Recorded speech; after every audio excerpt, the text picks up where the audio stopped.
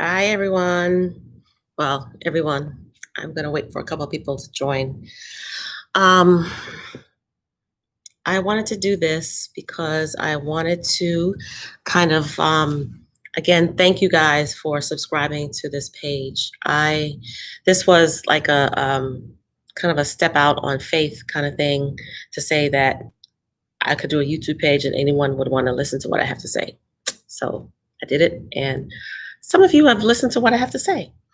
But I wanted to explain a little bit about where I've been and why I haven't uploaded in a while because I said I was going to do a couple of videos a week and it's been about 3 weeks. Actually, the last video I uploaded was 3 weeks from tomorrow. And after I uploaded that video that morning, I got a call that my father had a massive heart attack and was taken to the hospital and eventually passed. So that's what I've been dealing with for the last 3 weeks now.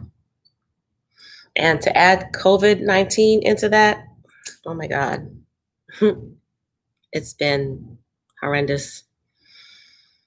I'm not even sure what stage of grief I'm in because, I looked it up and they say the stages of grief are shock, denial, anger, depression, testing, and acceptance. Is that 1, 2, 3, 4, 5, 6? I missed one, but you get the drift. I think I'm somewhere in between shock and denial because I'm not in anger yet. I'm not angry at anyone. I'm still in the, oh my God, is this really real? And it just seems so surreal, like I can still pick up the phone and know that he's there.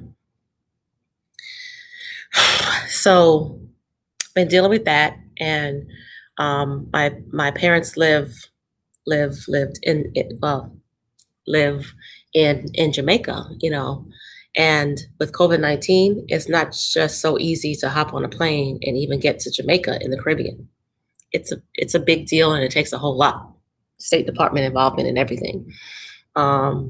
So his funeral is coming up, and I think I'm going to be able to go, but at this point, days away, I'm not even sure. So that adds to the grief of coping with my father's death. And COVID-19, wow. Part of the reason that it's so kind of up in the air is because the US is making a resurgence. COVID-19 is having a resurgence in the US. Like it's actually worse now than it was 3, 4, 5 weeks ago when we opened up. I guess it's because we opened up that it's so bad. So, it is everyone's choice to wear a mask, not to wear a mask, stay in, not to stay in, congregate in mass numbers or not. Thank you, Sandra. Appreciate the condolences. But I want people to know that your decision impacts my life, somebody else's life, because 1,000 of you could agree not to wear a mask and go congregate, but then it's not just about you. You go about your business, you go back to work, you go to the store, you go different places, and then you infect 2, 3 other people that go to their, homes and workplaces and grocery stores and other places, and they infect other people. So now we're having a resurgence that's worse than the original when we were locked down. I mean, the cases now are worse than when we were locked down, and people are still going about their business. I'm not preaching to anyone. I'm just saying that wearing a mask, taking precautions helps us all. Because think about it. What if they say it's so bad that we have to get locked down again? When you could have done, not you, but us as a population could have done something about it 4 weeks ago. And still now, we still can. Like, wear a mask. I mean, you want to be out, you want to do things, wear a mask. I mean, I just personally, I don't see the big deal about it, but that's just me. So COVID-19 is impacting my life because I may not be able to go to my father's funeral because Jamaica is looking at the US like, okay, Jamaica is like, we've been controlling it and we're kind of on the downslide, but we don't want you. We don't want y'all to infect our people. So that's a really hard reality. That is a really hard reality. You know, what's also a hard reality is what's been going on. Well, the cases we're seeing now are what happened when the country and different cities were reopened around Memorial Day, right? But what we're going to start seeing is, you know, protests about these police shootings and racial inequality started about what, you know, 10 days or so ago. So now those are the cases we're going to start seeing, like an uptick in those cases. But I've talked to some people who have been to a lot of those protests that say, like, it's worth it. It's worth it because, you know, there's too many cases of mostly Black men, Black, Hispanic, minority, you know, men being shot by police. Now you can say, okay, he ran, he took the taser, he did this, he should have just been still. Yeah, but there I can pull like dozens and dozens of cases of non-minority men who have taken a cop's gun and ran, who have beat up a cop and still been taken into custody alive, right? So there's a disconnect. There's a disconnect. And I don't know. I'm not an expert. I'm not saying like what it is particular, but I'm saying that it's troubling. And we as a country, we need to do something about it, right? We as individuals, we need to do something about it. You need to say, I care enough to at least acknowledge that it's a problem. It's a problem. Acknowledge it and say, okay, let's get together and try to solve it. I'm not going to even say solve it because, wow, I've done some research and some reading and stuff that I've read that were written about things that were going on in the 50s and 60s. You could just read them like it was today. And that's sad. That's sad, America. That's sad that we're not progressing enough for our children to read things that were written in the 50s and 60s and not have them be like history, and not have them say, wow, this could, you know, be talking about what's going on right now. You know, I have a 26-year-old son, and when he learned how to drive, I was terrified. I was terrified the first night. He was really like 17, and he and his friends were here, and they said they were going out to another friend's house, and he was driving. He had his car, he had his license. It was all I could do to not say, no, I'm going to drive you guys and I'm going to pick you up. And he's like, why do I have a car? So, you know, I let him go. And he's had a couple of incidents where he's called me and say, hey mom, I'm about to be pulled over. I mean, the cop's behind me. I was like, okay, what happened? He said, I'm not sure. I said, okay, just leave the phone on speaker so I can hear. Right? Because I wanted to make sure. So turns out one of his taillights were out, and the cop was really good, you know, nice about it. Saw he was a young, you know, guy, was like, this, I could give you a ticket, but you need to take care of it. And he was good.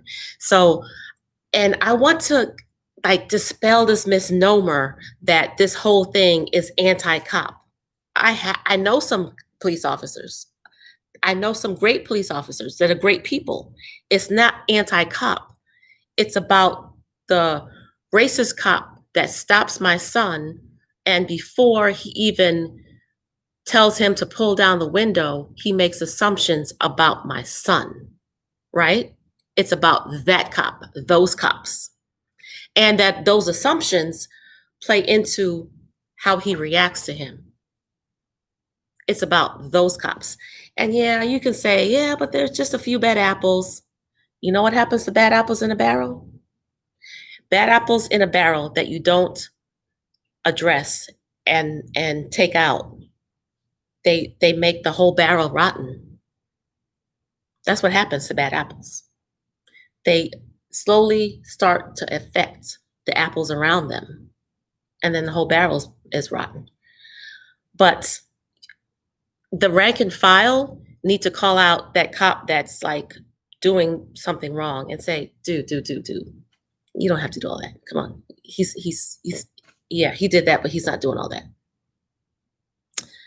So I mean, again, if any police officers or law enforcement are listening, it's up to you, really. It's up to the good ones to basically save us all. It's up to the good ones to save us all, because you can address and call out the bad actions of those bad apples. And I invite you to. I really, really invite you to. There are too many names. Too many names. You know, Brianna, George, Rashad, I mean, Ahmad, too many names. And my God, I don't want my son to be one of those names ever, right? No mother wants their son to be one of those names. There's like, I'm not gonna say a trend, like a few cases around the country, maybe 4 or 5, where there have been minority men found hanging in trees, and they've been ruled suicides. Again, I'm no expert. I'm not an investigator. I'm not a police officer. I'm not anything, but I do read, and I can, kind of imagine like,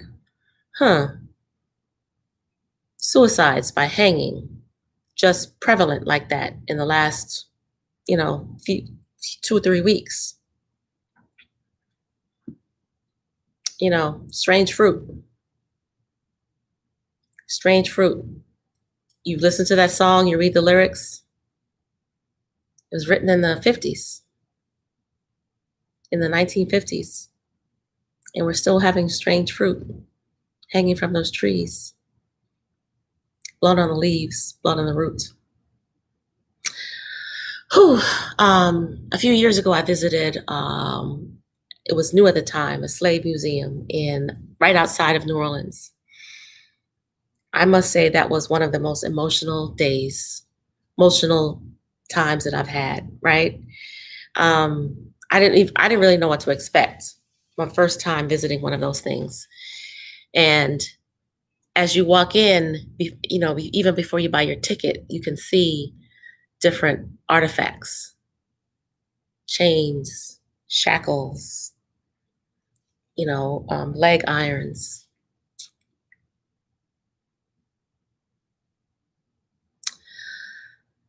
When you go into the museum, you walk through the slave quarters, small little shacks, like outhouses kind of.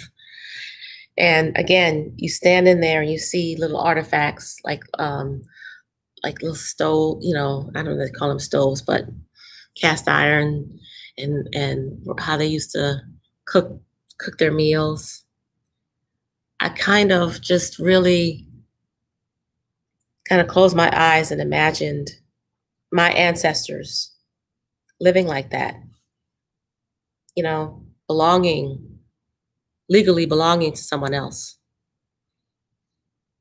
Seeing the confinement areas, little holes that when a slave misbehaved or when, they needed to be punished, they put them in little holes in the ground and covered them for days and days at a time. And I've heard a lot of questions about, that the protests it's too much. It's enough already. Enough already for who? I mean, you know what's enough already? Are the murders and the racism. That's enough already. I mean, I want people to say, that's enough already. Enough already with the racism. Enough already with the discrimination. Enough already.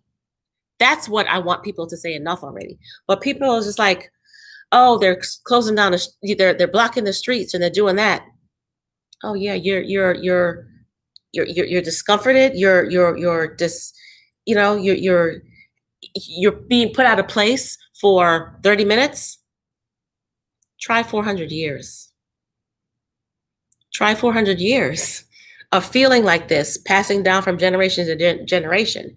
And yes, we're not in shackles anymore, but it's harder for African Americans to get loans for businesses or even homes.